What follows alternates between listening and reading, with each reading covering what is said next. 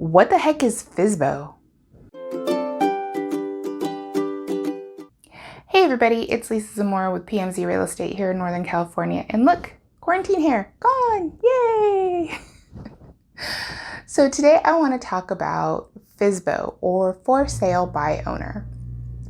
Sometimes you'll see the words FSBO in like a classified ad or on a marketing listing for a house.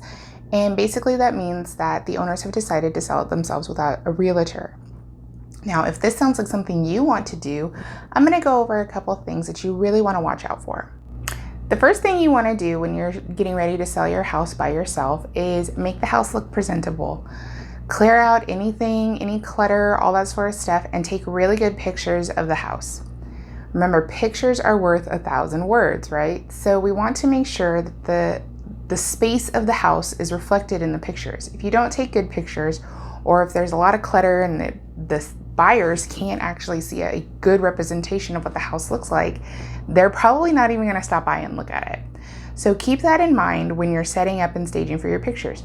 This goes for when you're working with a realtor too, because the way it represents on the photograph is how people get their first impressions. Another thing you're going to have to think about when you're getting ready to sell your house by yourself is that you're going to have to dedicate a lot of time to it.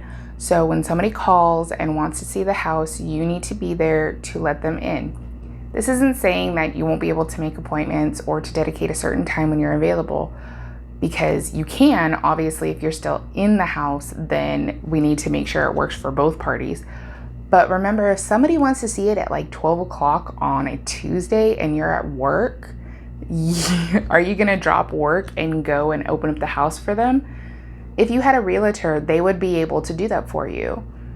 So one of the main reasons why people end up going with a realtor to sell their home is the legal documentation. There's a lot of paperwork that needs to be done when you're transferring a property from one person to another, or when you're selling something like a home. And that needs to be filled out correctly and to the best of everybody's ability. You need to disclose everything you know about the property. You need to make sure all of those little boxes are checked, put in order, signed, all that sort of stuff. And if you've bought a house before, you know how extensive the paperwork can be. There's a reason why people say their hands start cramping when you're signing all the paperwork. Luckily, thanks to things like DocuSign, it's not so hard anymore, but it still requires a lot of knowledge to make sure all those forms are filled out. Not saying you can't do it. It's been done before, but you really want to keep that in mind. If you're not very good on like legal jargon and all that sort of stuff, you might want to get some help. When selling a home, marketing can make or break the type of buyer and the deal that you get. You can't just throw a sign up in your front yard and expect people to be able to find it. Sometimes it works, but a lot of times it's just a shot in the dark. And you might end up with 1 or 2 offers on a home, if any, when you could have gotten so much more depending on the market. You want to put that property and those pictures that I told you to take out there into the world for people to see. There's going to be buyers, so you need to make sure that you're reaching those buyers. Do you know how to do that?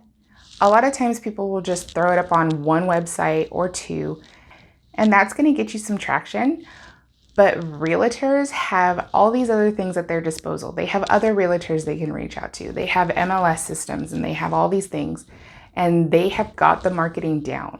So they can get your property out to hundreds of people as opposed to just dozens or even just a couple.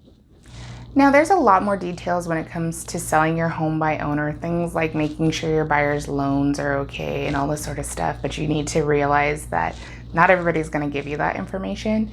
So I have a little packet that if you're really serious about selling your home yourself, you might want to look at. Check the description box below and it'll link you to it. It's completely free and it's just a couple of tips and stuff, including a list of the documents you might need that I think will be helpful.